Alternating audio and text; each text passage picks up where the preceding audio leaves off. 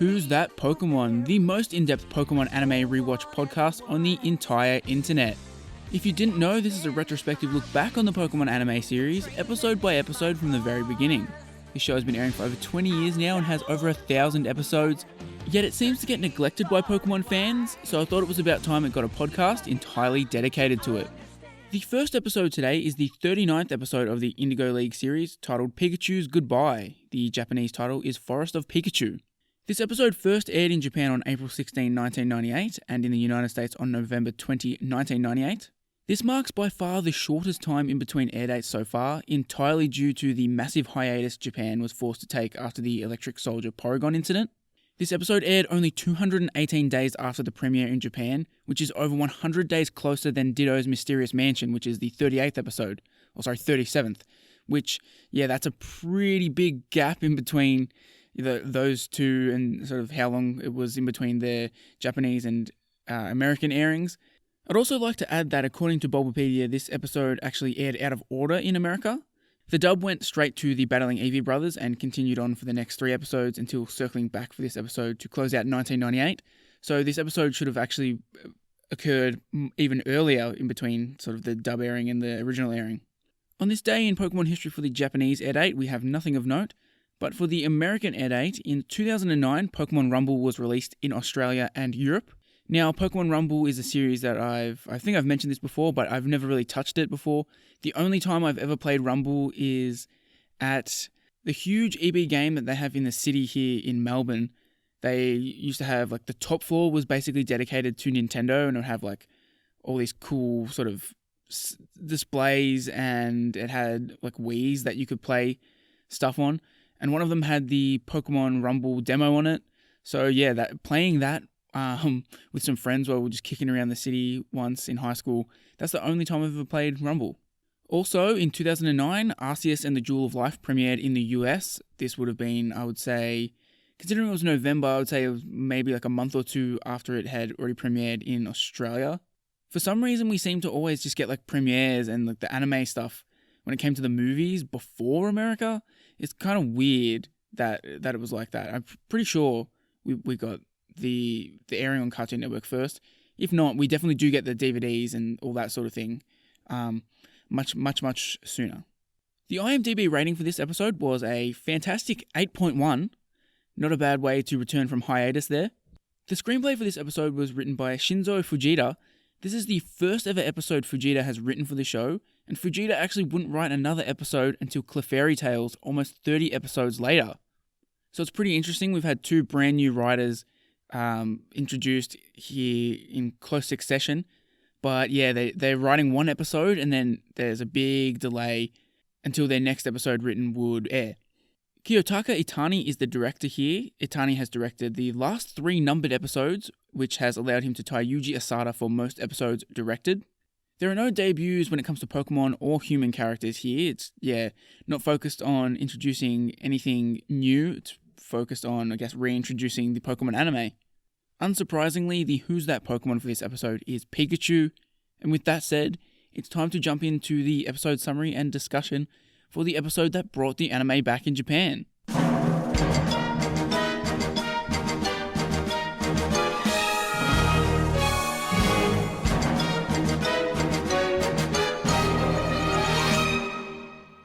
So before I discuss the episode, I think we need to discuss something that happened before the episode aired.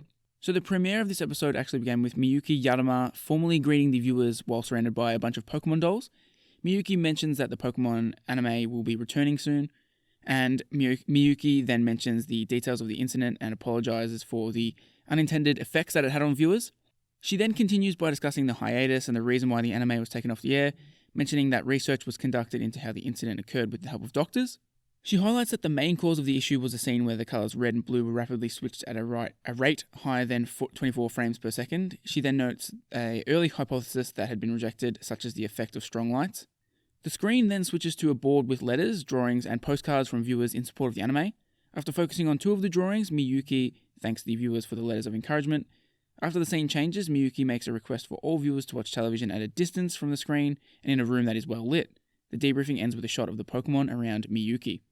So the episode kicks off with Misty and Brock resting in a forest clearing, while Ash swings on a vine, but he ends up slamming into a tree trunk. Pikachu rushes to Ash's side, though he notices a small Pikachu. Pikachu runs after it as Ash, Misty, and Brock follow him. The pursuit ends at a forest clearing where they find a whole clan of Pikachu with the small Pikachu. Ash's Pikachu, eager to say hello, jumps forward, but the wild Pikachu becomes scared and run off. Pikachu becomes disheartened, but the small Pikachu comes over and shakes tails to greet him. Soon after, the other Pikachu surround Ash's, and Brock claims that they must have accepted him. Ash, also eager to join the Pikachu clan, runs towards them, but they feel scared and flee. Where's Pikachu running to? I don't know, Misty. Maybe it saw something out there in the woods. Huh? What's that? It's amazing. Look at all the Pikachu.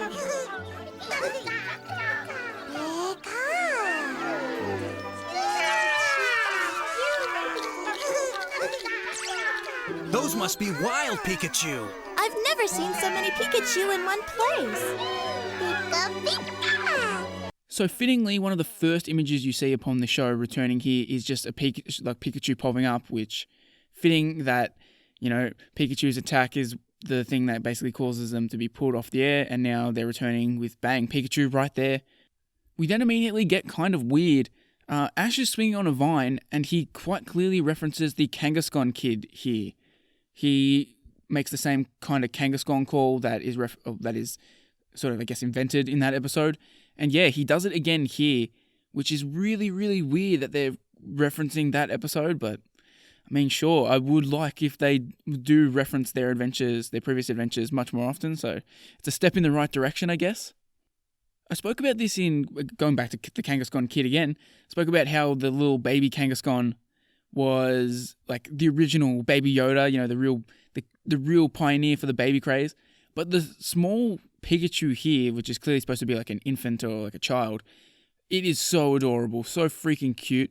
It does create some weird continuity with the fact that they introduced Pichu later on, but I don't care because little Pikachu is so adorable, it made my heart melt.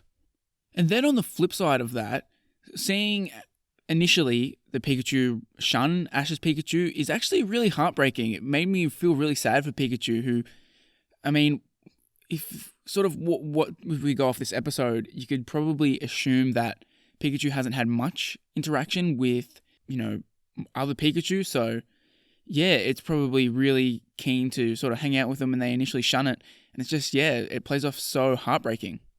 Later, Ash asks Brock and Misty why the Pikachu ran away. Brock tells him that he probably scared the Pikachu because they were not used to human contact. The small Pikachu, watching their conversation from a nearby tree branch, falls into a river and Ash's Pikachu jumps in to save it. As the pair look like they are going to go over a waterfall, the other Pikachu grab each other's tails to save them, and they succeed. As a reward for his effort, Ash's Pikachu receives an apple and is hoisted up by the other Pikachu, who cheer. Brock keeps Ash back from Pikachu, encouraging him to just observe. Meanwhile, Team Rocket sees the group of Pikachu and decides to capture all of them for their boss. So Pikachu is played up as a hero here, but I think Pikachu actually seems like kind of an idiot. Pikachu's entire plan here seems to save the little Pikachu is to just dive into the water and also die with it. Because it doesn't have any actual plan. It jumps in the water, grabs the little baby Pikachu, and then they just float towards the waterfall. And if it wasn't for the other Pikachu being able to band together, they both would have died. So, yeah, look, I guess Pikachu sort of should be commended for that bravery, but also don't think it thought out its plan too much before jumping in. We also get to see the little Pikachu nuzzling Ash's Pikachu here, and it's just so freaking cute. God, it's so adorable. Kind of makes me wish that Pichu didn't exist, because these little babies are so cute. I mean, I find Pichu adorable, but these little baby Pikachus are just next level cuteness. Night falls and all of the Pikachu start singing their Pikachu chant. Ash and his friends watch on to see how happy Ash's Pikachu is. Over dinner, Ash becomes sad and loses his appetite, but when asked what was wrong, he claims it was nothing. He stays up watching the fire to reflect on Pikachu's happiness and concludes that Pikachu should be with his own kind. Suddenly, the Pikachu scream for help, waking Misty and Brock. The trio goes to investigate and finds all of the Pikachu captured by Team Rocket in an electric-proof net. James ensnares Ash and his friends in another net while they make their getaway. Pikachu begins chewing through their net, the others follow suit, and they soon begin their escape. Ash and his friends hold up the net they were captured in, and the Pikachu jump into it unharmed. However, Ash's Pikachu, who escaped first, makes its way up to Team Rocket and bites a hole in the balloon, sending them blasting off. Oh, all the Pikachu have gotten away! Huh? Not again! But wait! There's one Pikachu left! Let's grab it!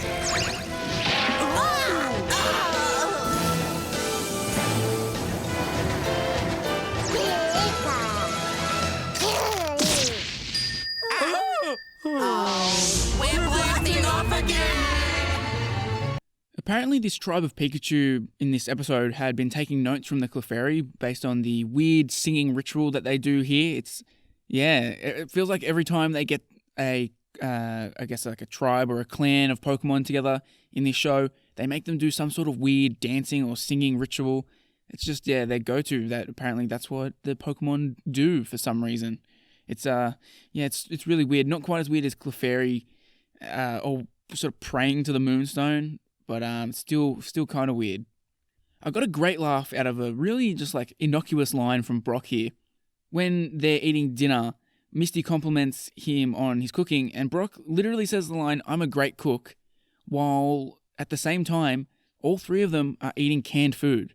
Quite literally, he clearly just warmed up those cans on the fire, but apparently he's a great cook because of that. I guess we do see other examples, later on, where we do get actual evidence that Brock is a good cook, but based off this, it's like, dude, you heated up a can. Why are you saying you're a good cook? All of these Pikachu just sitting in one place really is Team Rocket's biggest fantasy. And actually, when Team Rocket do encounter them, the number of Pikachu shown rapidly increases. So there's about 30 Pikachu present when they first see the group, they first encounter them. But then when Team Rocket comes in and steals them, there's significantly more. So it's not really something most people would probably notice while watching the episode. But yeah, once it's pointed out to you, it becomes pretty obvious that the number of Pikachu increases dramatically. But I guess you can wave it away and be like, oh, they weren't all there when they first encountered them. Some more of them came along later. The others were out, foraging for food or whatever. So yeah, I guess it's not the biggest issue. We also see when Team Rocket finishes their motto, James says, "We'd like to thank all of our fans for their loyalty and support. This victory is for them," which is a bit of a fourth wall break, and probably referencing how the fans were a big part in getting the anime back onto the air and not having them the anime banished forever, because knowing Japan, that probably should have been the case, and it just goes to show how big of a juggernaut Pokemon was as a franchise for that anime to get back on the air after it caused a bunch of seizures. So yeah, that shows how powerful the fandom was. Ash catches his friend, though he soon decides to leave him with the other Pikachu. Misty and Brock confront Ash by the campsite, where he announces his plans and claims Pikachu would be happier with its own kind. Pikachu reappears and starts following him, but Ash yells at him to stay behind and runs away. Eventually, Ash stops running, with Misty and Brock catching up to him. As the sun rises, Ash's Pikachu shakes tails with the small Pikachu, and all of the wild Pikachu start chanting. Pikachu then runs into Ash's arms. Ash is touched by the gesture, and he starts to cry. Please don't. All of these Pikachu here in the forest need you. So just goodbye. Goodbye. Pikachu.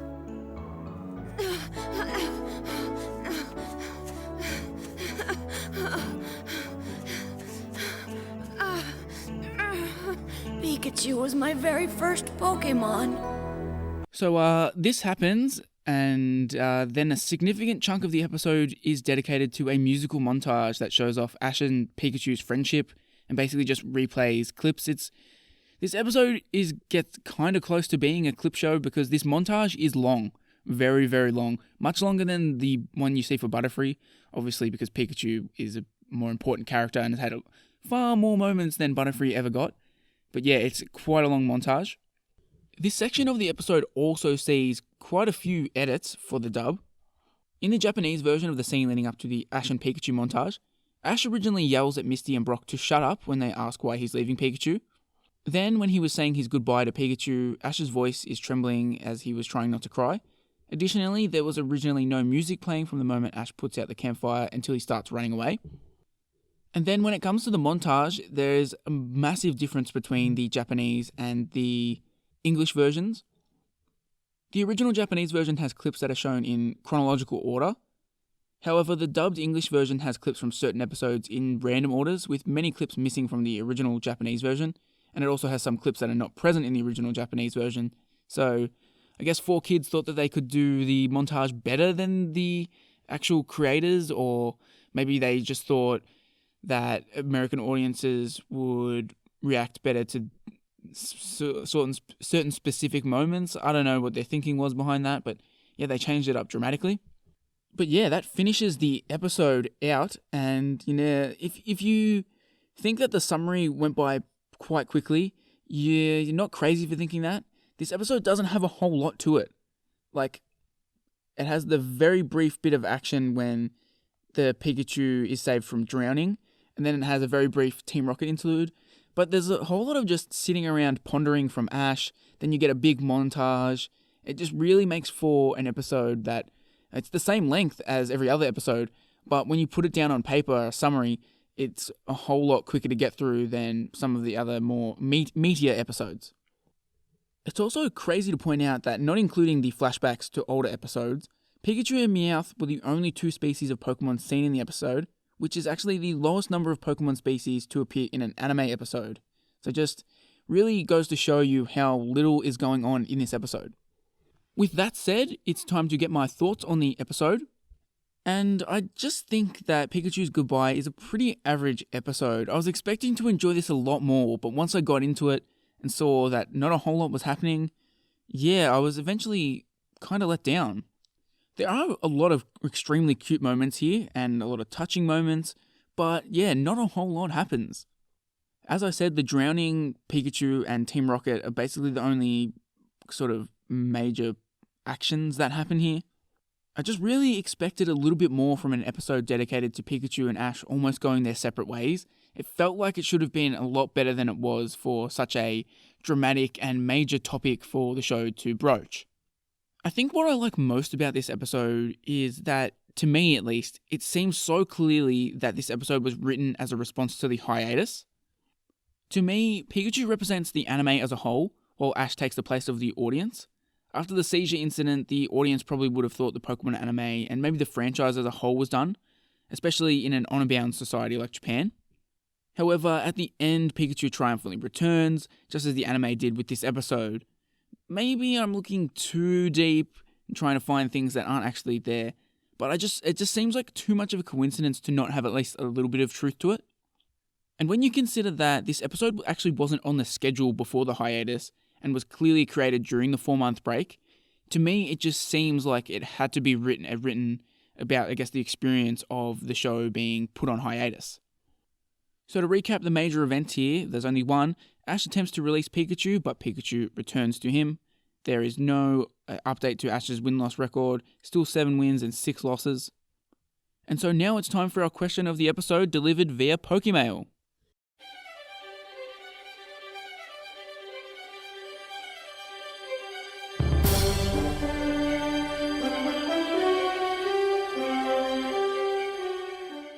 So in honor of baby Pikachu showing up here and being completely adorable, I want to ask all of you guys, what Pokemon do you want to see babyfied? Or babyified? That's not really a word, but I'm trying to make it one.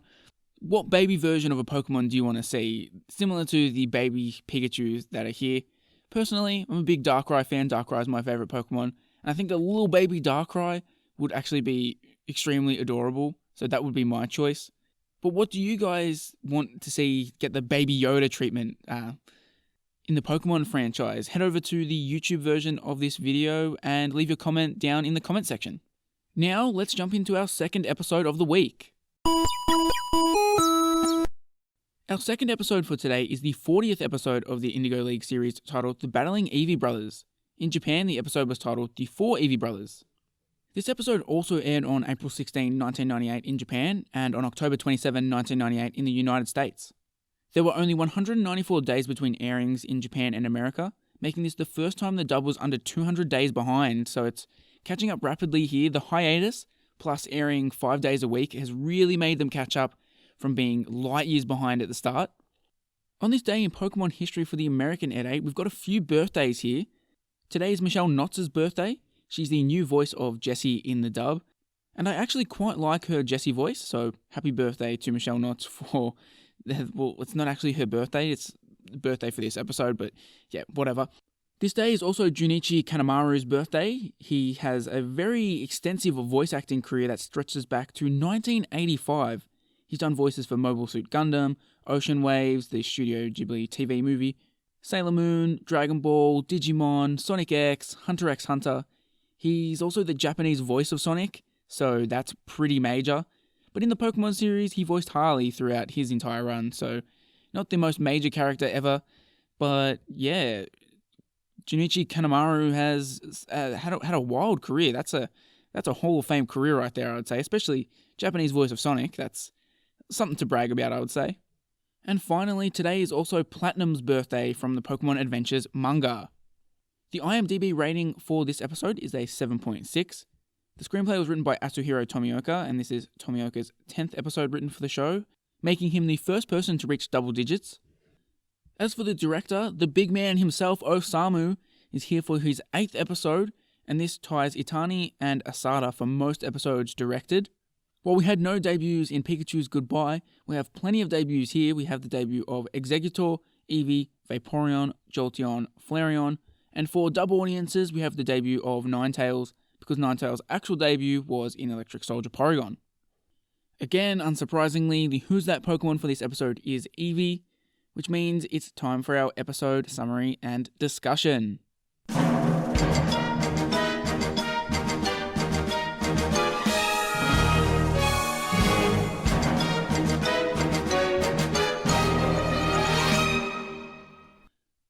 On their way to Cinnabar Island for his 7th gym battle, Ash and his friends are walking through a forest when Pikachu hears a Pokemon's cry. The group locates the source of the cry, an Eevee tied to a post inside a tree hollow. After scanning Eevee with his Pokedex, Ash wants to catch it, but Misty notices Eevee has a name tag and address on it saying that its trainer lives in Stonetown. Brock says that Stonetown is at the foot of Evolution Mountain, which contains evolution stones that allow certain Pokemon to evolve. On their way to Stonetown, Ash's Pokedex details that Eevee evolves via evolution stones into Jolteon, Flareon, and Vaporeon. The group finds that the address leads them to a giant mansion. As they arrive in the backyard, they notice there is a garden party being held, and almost all the Pokemon there are ones that evolve with evolution stones. They even get the chance to see many of the stones out on display. Unbeknownst to everyone, Team Rocket spies from a hilltop, instantly noticing all of the evolved Pokemon, the stones, and most importantly, the food, and they proceed to plan their next plot. Wow, that's so amazing!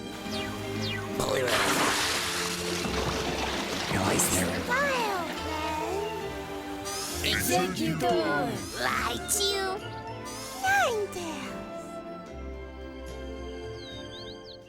Oh! They've all been evolved using those stones! Amazing! Ooh, look at all those evolved Pokemon. We've got to have them. They're ripe and just ready for picking. It says here Stonetown has these special stones that help Pokemon evolve. With the way that this episode kicks off, finding an abandoned Eevee, I'm sure many people, as this episode started, would have just straight away assumed, oh wow, Ash is going to get an Eevee, which is quickly dispelled by Misty. But yeah, it's very familiar to how he's caught quite a few of his Pokemon, so it's like, oh, seeing a tied up abandoned Eevee, maybe this is Ash's next capture. Ash having an Eevee would be kind of cool, especially the anticipation of like which evolution he would evolve it into. That would actually be a really cool story. But yeah, it's not to be, unfortunately, not to be. I mean, it could happen in the new Pocket Monsters anime that is airing now. Ash is going back to Kanto and catching a lot of really cool Pokemon. He's got a Dragonite, he's got a Gengar. So an Eevee would actually probably be like a natural addition to that, I would say. But yeah, I'm not going to get my hopes up. And as they walk through Stonetown, I sort of noticed that it's kind of a combination between a typical suburban town and a rural town. It's actually a kind of interesting design for the town here. I really liked it. It's like the houses are like typical suburbia, but then everything surrounding that is like foresty and trees sort of and rural vibes. So yeah, I actually kind of digged this sort of crossover. The three brothers who are hosting the party, Sparky, Raina, and Pyro, see Ash and his friends with Eevee and say that the Eevee is the star of the party. They call for their youngest brother Mikey, who is Eevee's trainer, but he is strangely sad to have his Pokemon returned. The brothers, who each own one of Eevee's stone evolutions, mention that the only way to win battles is for Mikey to evolve his Pokemon. Mikey says that he doesn't care about battles, which makes his brother and their Pokemon angry, and they push Mikey even harder about which of Eevee's evolutions are stronger. The brothers even push Ash and Brock to evolve their Pikachu and Vulpix respectively, though they decline. So I want to touch on the soundtrack here for a little bit. It's not something I really touch on heavily in any sort of media because, unless the soundtrack is really god-awful, it's not something I really notice. It just doesn't stand out to me. It's rare that I'm like, oh, I really love this soundtrack. But we get a little nice remix of the surf theme here, so that actually made me perk up and I really dug it. I thought it was a good remix. As for the Battling Eevee Brothers here, they really didn't get much choice in which evolutions they were going to have. It wouldn't make any sense for Raina to have Jolteon or Pyro to have Vaporeon. They were really pigeonholed into which Pokemon they were going to get, thanks to those god-awful names that their parents gave them. Both Sparky and Pyro actually share the same voice actor. They're voiced by Matthew Mittler. However, Raina is voiced by Maddie Blaustein, and Mikey is voiced by Casey Rogers. So the quartet of brothers is actually a trio when it comes to the people behind the mics. There's also a fun little tidbit that relates to Pokemon Go that I think most people would have discovered that are listening to this podcast, because Pokemon Go was an absolute behemoth, and I'm assuming anyone listening to this has actually played Pokemon Go even for 5 minutes. In that game, if an Eevee is nicknamed after one of the Eevee brothers, excluding Mikey, it is guaranteed to evolve into the brothers' respective evolution, while usually the form Eevee evolves into is just completely random. This method only seems to work once, but it's a foolproof method so that you actually get all of the evolutions, which is kind of nice. It's a bit of a deep cut reference, but clearly someone working at Niantic is a fan of the anime, or at least put in the time and effort to try and find a cool, quirky way that they could have people realistically get all of the evolutions without, continually being disappointed by the random nature of it. There's also something I wanted to bring up that I didn't initially have in my notes here, but just sort of occurred to me in the spur of the moment. I think the fact that they picked Pikachu to be Ash's starter is actually a stroke of genius, because it evolves via stone, which gives Ash the perfect excuse for why he always keeps Pikachu. Because if it was something else, fans would probably be getting frustrated that it doesn't ever evolve. And I know evolution works differently in the show, and it's kind of like the Pokemon needs to partly want to evolve. But if we'd gone 20 plus years of Pikachu just being Pikachu, if it could evolve via level up, people would just have another thing to complain about. So the fact that it's a stone evolution is absolutely perfect. I don't know if they actually thought that through when they picked Pikachu. They probably picked Pikachu based on cuteness and marketability. But yeah, I think it actually works really well, and it's a good aspect of Pikachu being Ash's first Pokemon. I think we also need to address that fact that Mikey is clearly not 10. So first off, he shouldn't even have a Pokemon. But secondly, how would he have a trainer qualification? He's not old enough. A lot about this world is vague and up in the air, but being 10 years old it's one of the definitive rules of the anime. You've got to be 10 years old to go out on a Pokemon journey, which I assume would extend to being a qualified trainer. But this Mikey kid, he seems considerably younger than Ash, but apparently it's A-okay for him. And finally, I think this episode seems pretty quaint now that there are 5 other evolutions. It's just they're really showcasing it can evolve into 3 different Pokemon, and then give it a few years and bang, it can evolve into 5 different things. Which I'm surprised, they may have. I am hopelessly out of touch with the anime from Unova onwards. But yeah, I wonder if they've done sort of a 2.0 version of this episode with every evolution. As Misty watches her horsey swim around in the fountain, she looks over to see Mikey on the bench with a drink. She offers some food to him, and the pair start up a conversation. Mikey explains that his brothers only care about battling, so he hid his Eevee for the day so that nobody could make him evolve it. And that it's his responsibility as a trainer to tell his brothers that he doesn't want Eevee to evolve. Misty mentions that Pikachu decided not to evolve, and just then Mikey's brothers come up and ask Mikey if he's made his decision yet. Misty tells Mikey to tell his brothers what he has to say. So just before we go on, we get an extremely rare Horsey appearance here. This is literally the only time it shows up and does something until it's left at the Cerulean Gym, so great job there, writers. I don't know why you made Misty catch Horsey. It was completely pointless. It wasn't even a big aspect of the episode where it was caught, so good job on that. As Mikey is about to reveal his decision, Team Rocket arrives in their balloon and says their motto while eating all of the party food. Weezing then uses Smokescreen.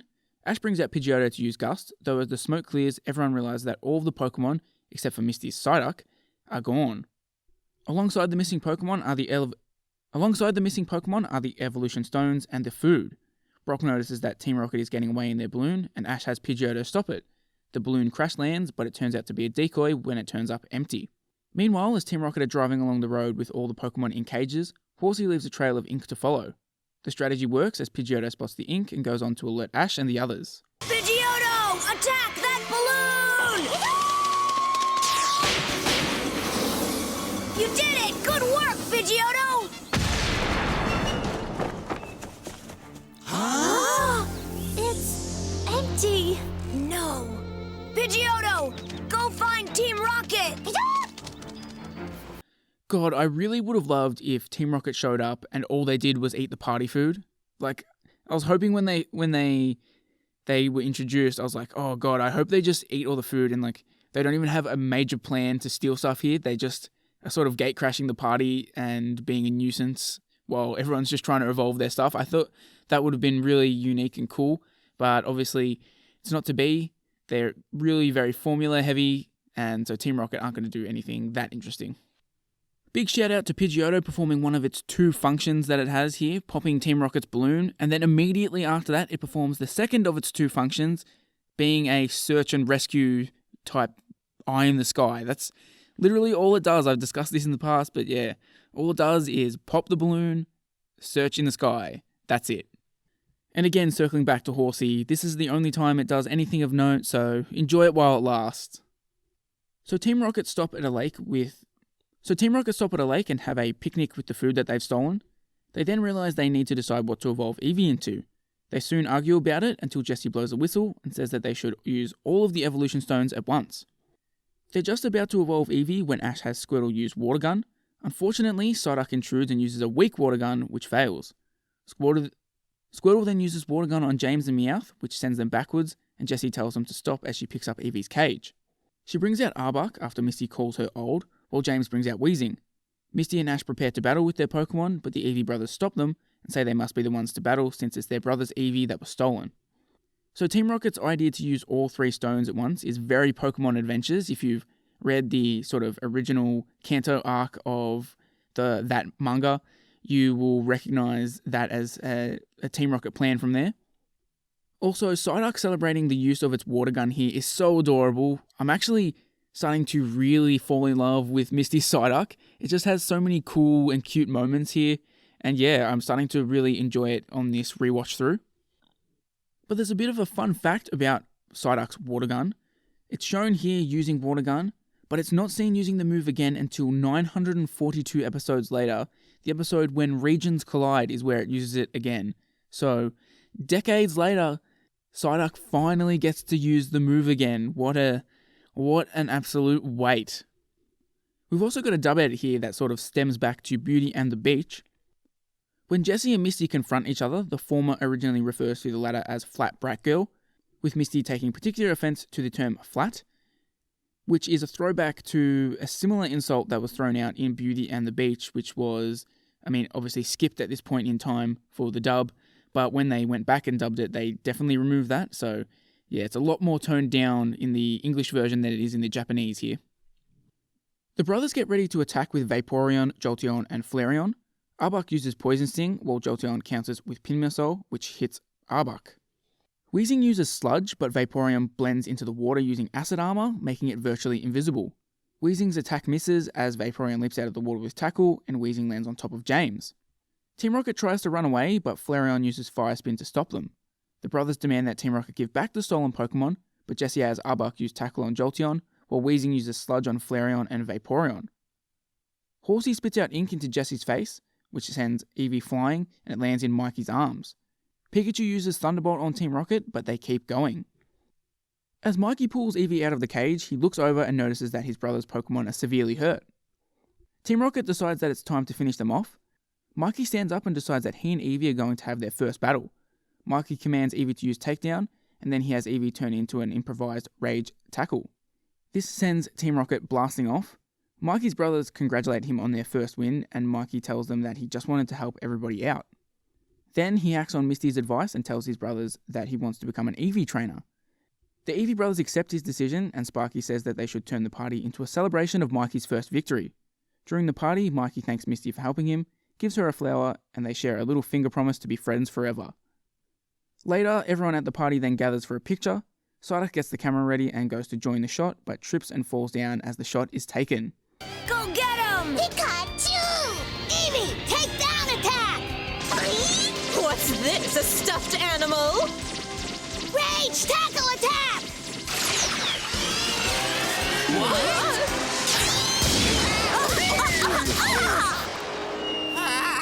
Victory! It looks like champion Team Rocket.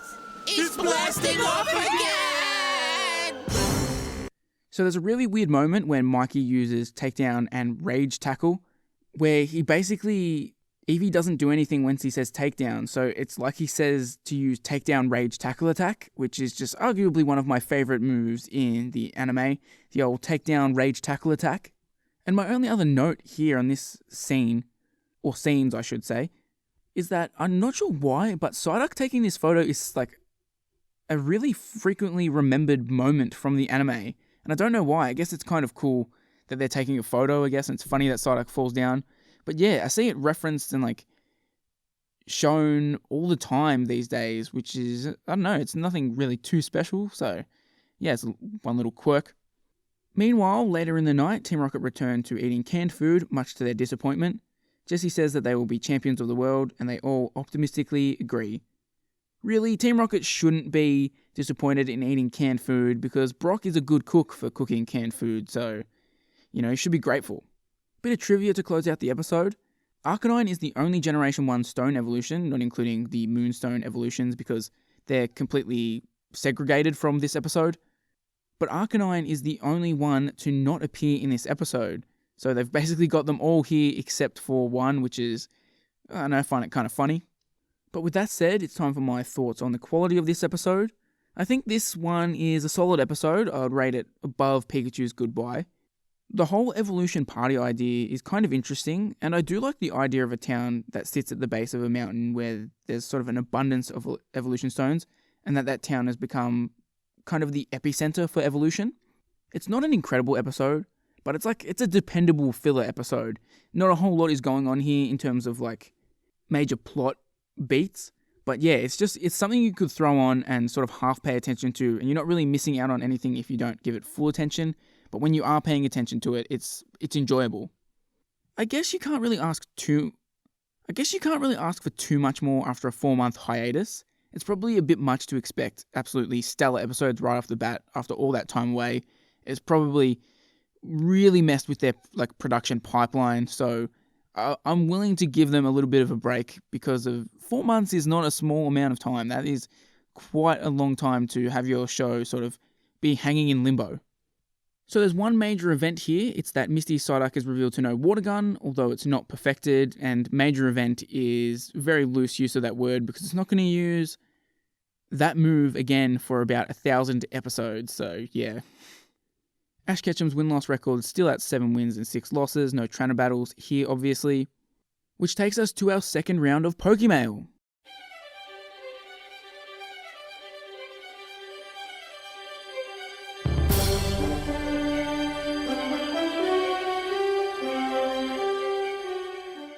My question for the Battling Eevee Brothers is, it's simple.